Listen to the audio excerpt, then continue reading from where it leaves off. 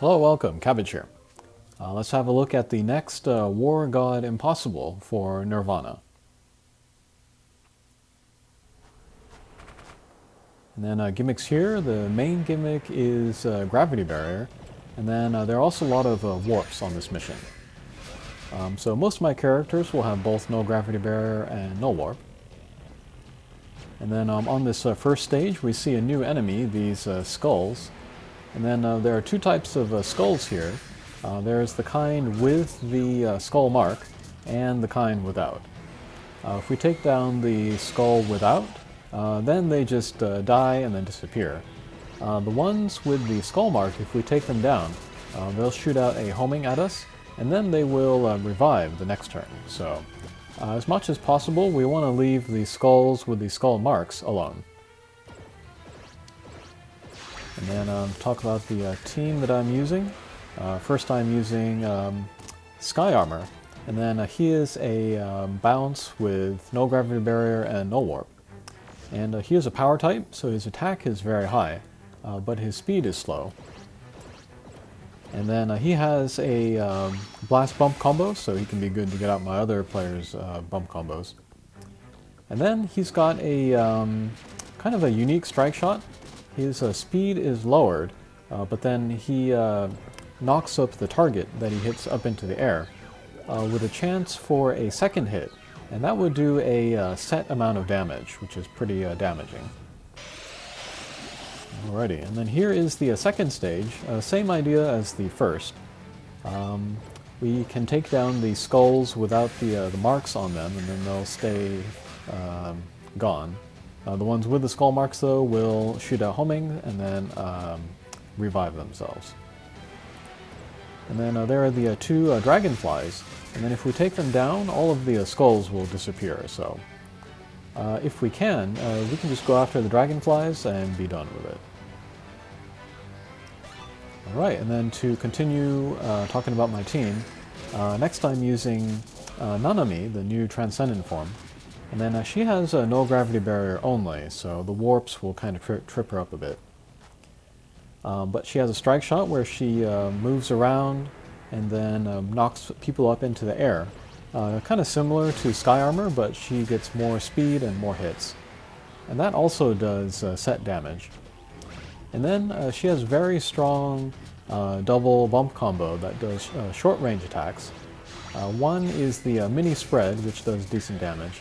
And then the second is the breath, and that does really good damage actually. And that can penetrate.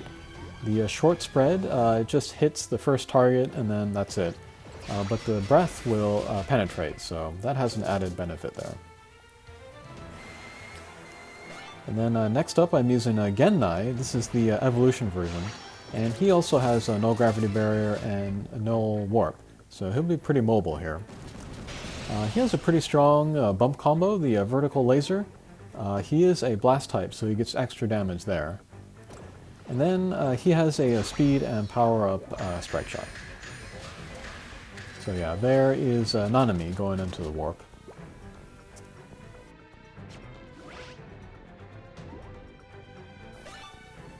Alright, and then finally I'm using Hanzo Transcendent, and then he also has no gravity barrier, no warp. He is my one fire type monster, but we'll see that that comes in handy later.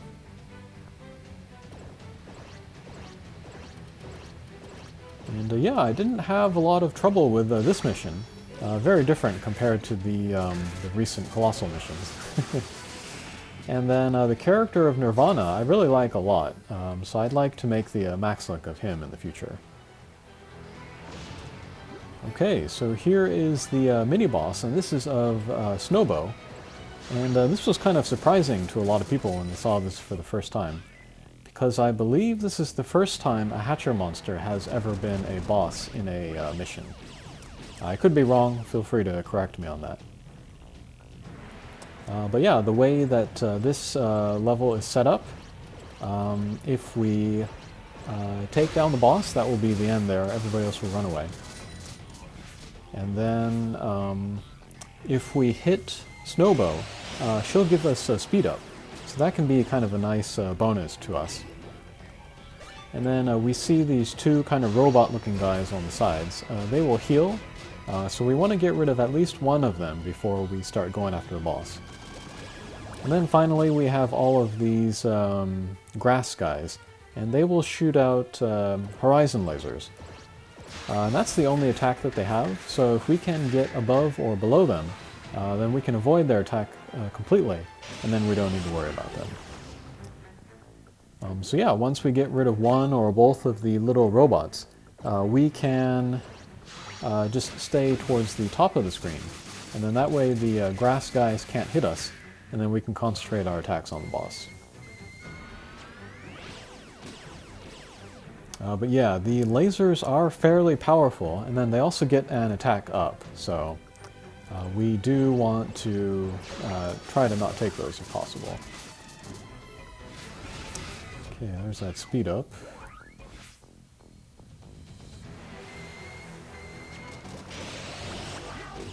And then it's kind of a long mission, so you can feel free to use strike shots even at this mini-boss here. But yeah, everybody on the stage is a wood element, so my water element monsters are at a disadvantage. And then this is where Hanzo really shines. Okay, nice speed up. Alrighty.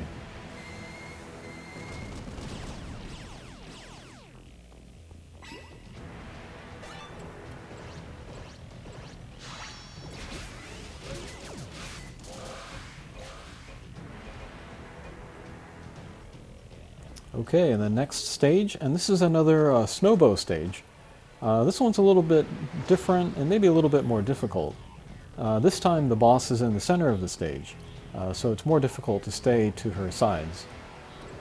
And then there are also the guys with the harp, and if we take them down, they will shoot a poison shot at us, which can stack up, so we don't want to take them down if we can. So yeah, best course of action would be to take down one or both of the robot guys, and then stay in the center row, so that we can do left and right attacks against the boss.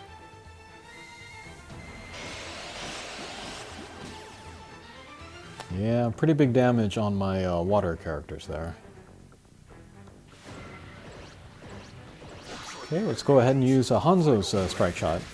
This will give him speed up, and then also a barrier, which will last 5 turns. So yeah, all damage to him for the next 5 turns will be prevented.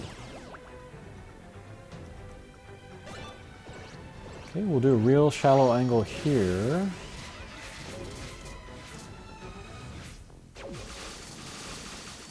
Alright, good damage against the boss there.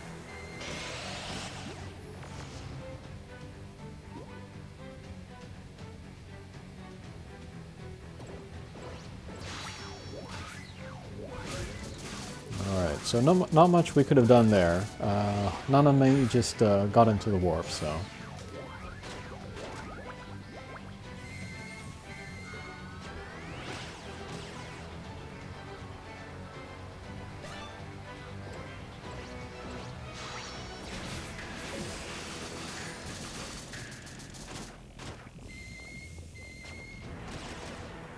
Yeah, lots of poison in these mini-boss stages. I don't know if it would be worth getting a Detox Ableberry on our guys, however.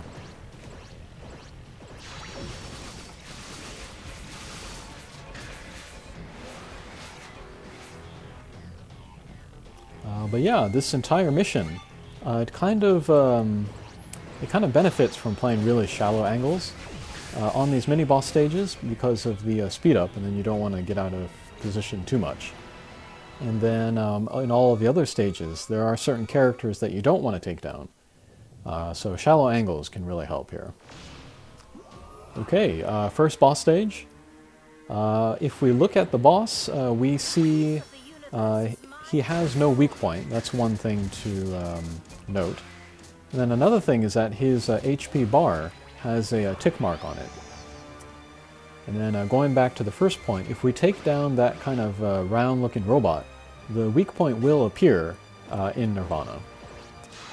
The thing about Nirvana, though, is that his weak point is always in his center, so that can be difficult to get at. Regular attacks are not going to do as much damage, of course, but piercing attacks will do that extra damage. So that could be like laser bump combos, or pierce characters with their attacks, or any other bump combo that does piercing attacks. And so this is when Nanami's bump combo really comes in handy. That the breath that can pierce all the way to the center of Nirvana, and then do great damage on him.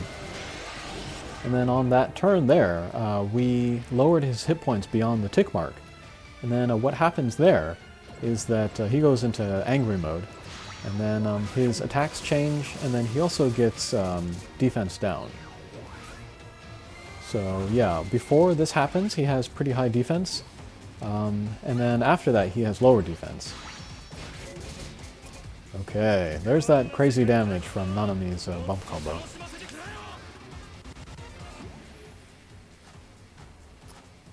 But yeah, two of my guys, Nanami and then Sky Armor, they have strike shots that can do set damage.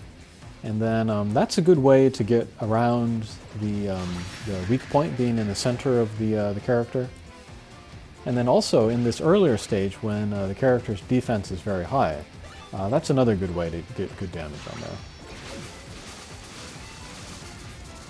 And then Hanzo's Slice and Dice, that can also get some hits in on the center of the boss. So that's another good bump combo for this mission. Okay, next boss stage, same deal. We'll get rid of the round robot and then do damage to the boss of Nirvana. And then the boss, before the tick mark is crossed over, he does have kind of a super damaging attack. It's the upper right-hand corner. So if we cannot get his HP down below the tick mark before that 4 count, that will be bad news for us. So we definitely want to do that. And then the round robot guy, he has kind of a lot of hit points. So it is pretty difficult to take him down in the first 1 or 2 turns. But if we can do that, that will be a really big advantage for us. Okay. So round robot goes away, boss gets the weak point. And yeah, there we saw the speed bomb, and that does variable damage based on how much speed the targeted character has. But the damage is not nearly as bad as Yamato Takeru 0, so it's not that big a deal. Okay, so the upper right hand number, there's only one number left, or 1 left in the count. So we definitely need to get the HP down below the tick mark. Thankfully I had Nanami in good position so that her breath bump combo got into the weak point and then lowered the HP enough. Alright, so boss goes into angry mode, and then defense goes down.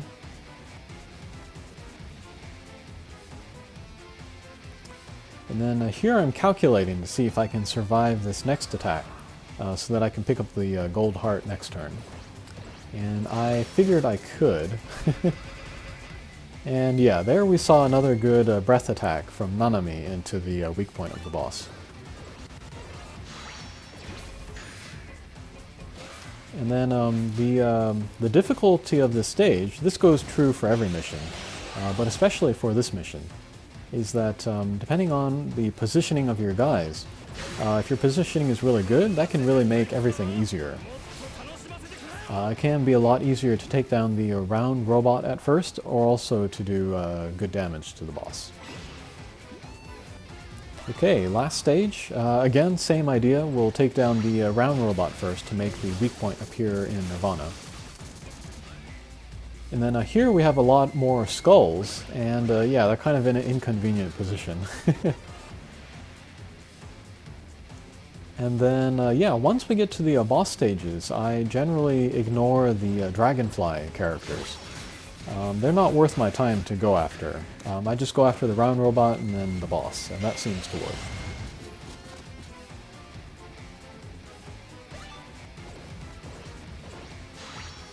Alright, still waiting for a good time to use Sky Armor Strike Shot. And then for Nanami's Strike Shot, the fact that she does not have Null Warp is kind of a big disadvantage. It really lessens the effectiveness of her Strike Shot. But if you were to make it to a new stage starting on her turn, before all of the warps come out, that could be a good idea to use it then. Whoops, missed the gauge there.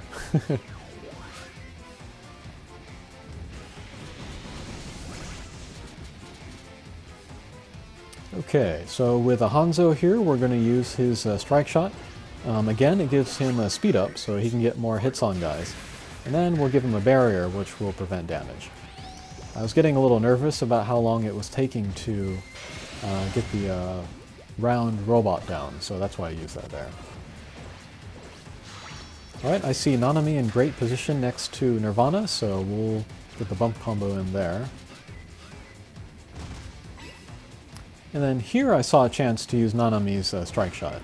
If I go down and to the right, I can mostly stay away from the warps. So that's why we did that there. And yeah, that was plenty of damage, and then lowered Nirvana below his tick mark on his HP bar. Alrighty, and now it's just about doing damage to the boss.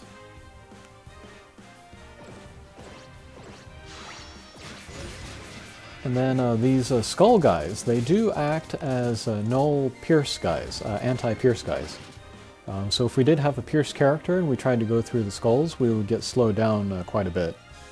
But it can still be a good idea to bring one. I have all bounce characters this playthrough, but there are a couple pierce characters that are also good for this mission. Hatcher monster would be like Ducky, or Hatcher or Drop Monster would be Bishamonten. Those are kind of the biggest ones. Alright, let's use a Sky Armor Strike Shot. Unfortunately, we only got one hit in there, but that was plenty of damage. It's best to use that Strike Shot when you are in between a wall and the boss. That's the ideal situation.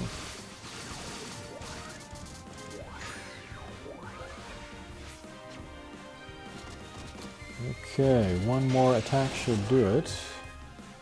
Yeah, I wasn't able to get to that heart, and that is where the being a pierce comes in handy. Okay, and that was Nirvana. So yeah, that was kind of a fun mission actually. I do enjoy playing this one. And then I am interested in making the max luck of this guy, so I'll be looking forward to playing this one more in the future. And then as for the character itself, it's kind of unique. It's a fire with that double null ability. And then the only other fire drop monster with that double null ability is a Fenrir X. And yeah, Nirvana is a big upgrade over Fenrir X, of course. So maybe later I'll do a review about that. Okay, good luck with that, and we'll see you again. Take care.